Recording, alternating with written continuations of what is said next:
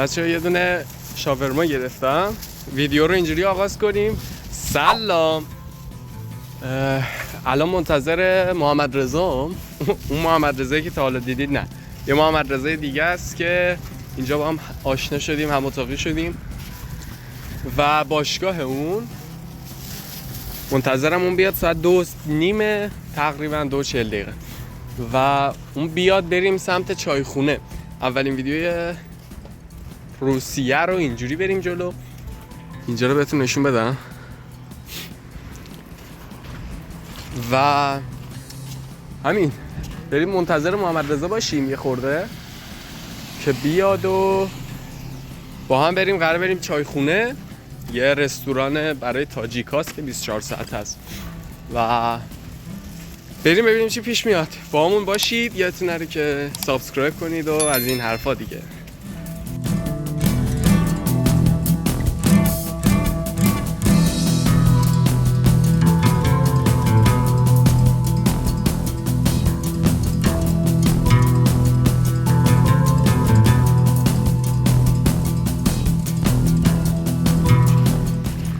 آمرزا چه سی داشت ساعت 2 صبح رفتی تمرین؟ خب آقا محمد رضا اومد. بریم سمت کجا؟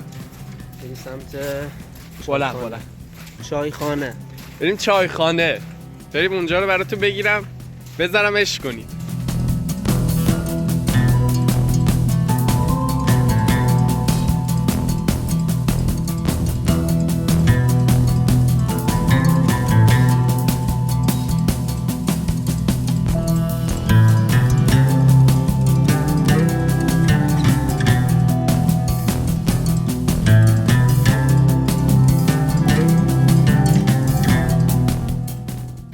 بچه‌ها چراغ قرمز بود، شما اینجور موقع رد نشید.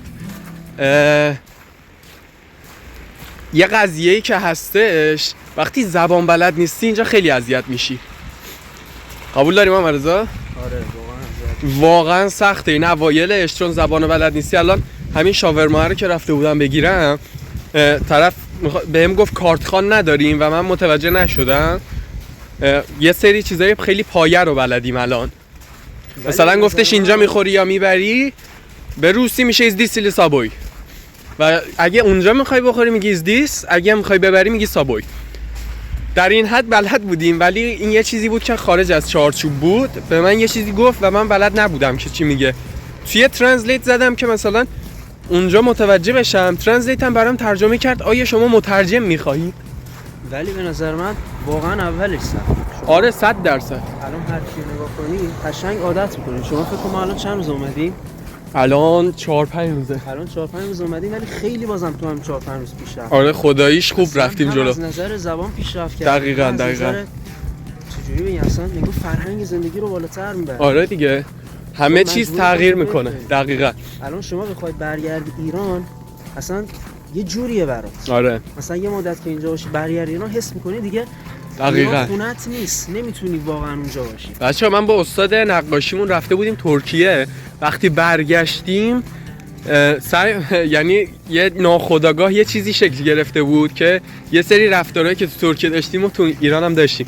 حالا اون خیلی طولانی هم نبودش، در حد 3 ماه بود، ولی خیلی خیابونای قشنگی داره، خیلی فرهنگ قشنگی دارن مردمش. و آره اینو داشتم میگفتم اونجا. اینو برگشت به من گفت من همینجوری موندم. گوگل ترنسلیت هم که ترجمه نکرد بهم نشون داد، گفتش که آنلاین برو آنلاین. بعد انگلیسی هم بلد نیستن و خب اینم یه خورده کارو سخت‌تر میکنه.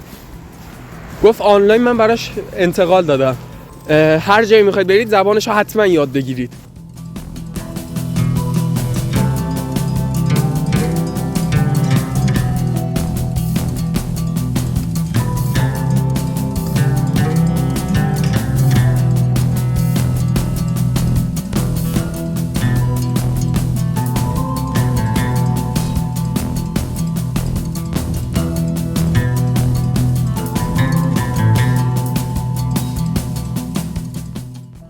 بچه‌ها این چایخونه است، رستوران تاجیکاست و قیمت‌های خیلی مناسبی داره.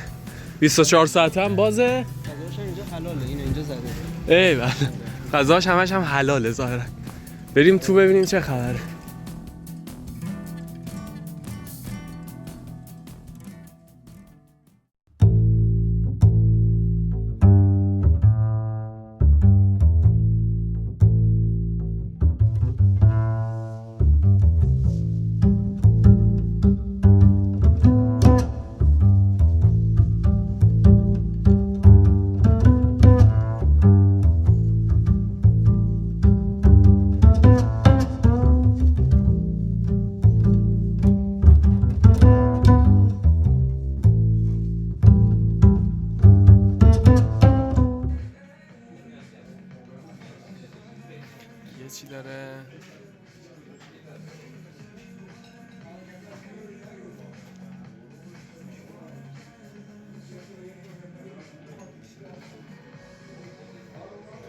ماشاءالله چقدر هم چیز داره.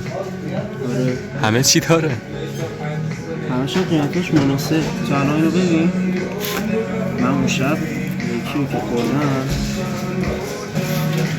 اون شب اینو خوردم، این گوشت شیشلیکی روشه، هم برات با گوشت گوسفند میزنن هم برات با گوشت گاو میزنن.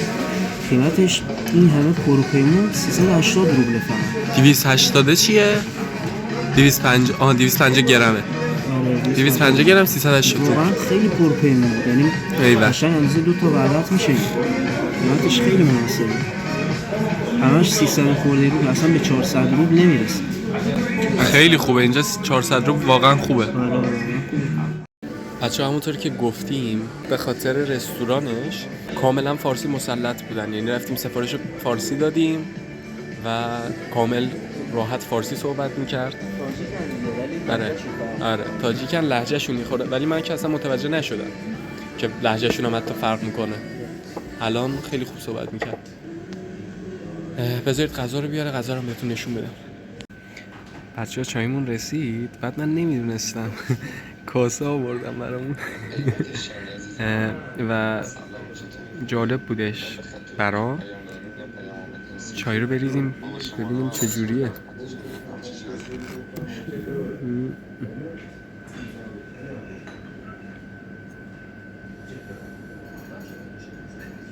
بریزم دیگه. من بریزم.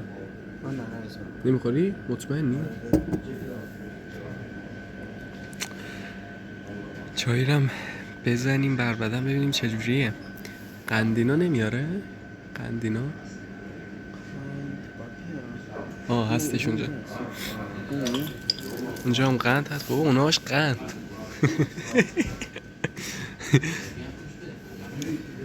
اینم از قند و صفا باشه.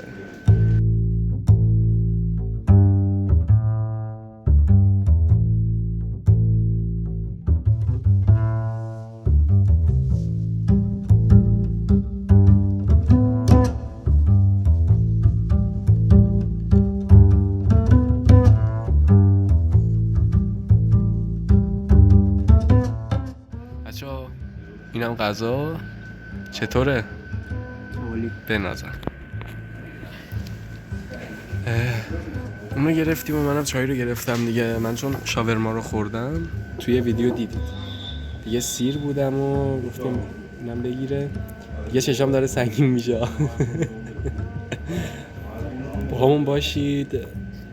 بعد اینجا میریم سمت خوابگاه، یه ذره تو راه خوابگاه هم میذارم و دیگه بعدش به منتظر ویدیو بعدی باشید. سابسکرایب، لایک، کامنت و زنگوله بغل یادتون نره. بچه اینجا دانشگاهه، دانشگاهمونه و خوابگاه هم چسبیده بهشه، خیلی نزدیک. یعنی حتی طوریه که ما از توی خوابگاه مستقیم میریم دانشگاه. یه راهرو مانندی داره که وصل شده به دانشگاه و لازم نیست ما اصلا از خوابگاه بیرون بیایم. توی بعدن که خواستم ویدیو بذارم از کلاسا و از محیط دانشگاه، اونجا براتون میذارم که اون راهرو هم ببینید. پس این دانشگاه بریم خوابگاه هم بهتون نشون بدم.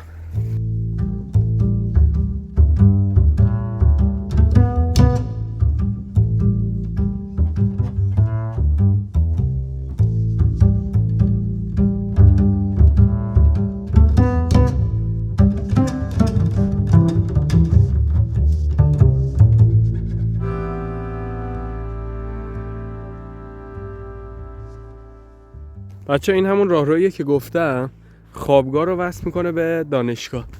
اینجا هم ورودی خوابگاهه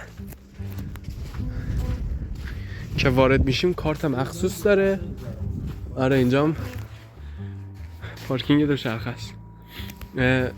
ورودی خوابگاه هم وقتی که واردش میشیم یه سری کارت داریم که باید حتما کارت رو بزنیم، عکسمون و مشخصاتمون برای اون مسئول خوابگاه میاد و میتونیم وارد بشیم. بریم الان کارتو بزنم.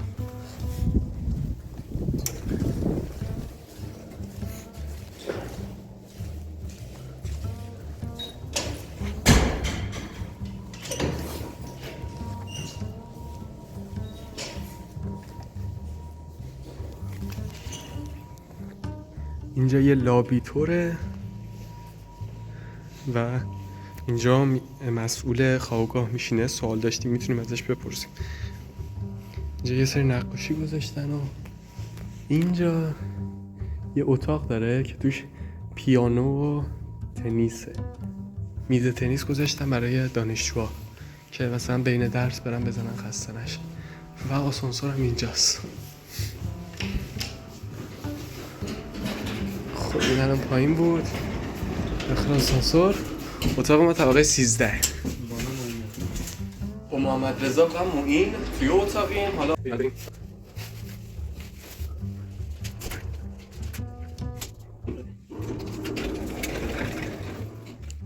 اینجا آشپزخونه است که حالا ویدیوشو توی احتمالاً ویدیو بعدی آپلود میکنم. اتاقمون رو نشون میدم و محیط خوابگاه.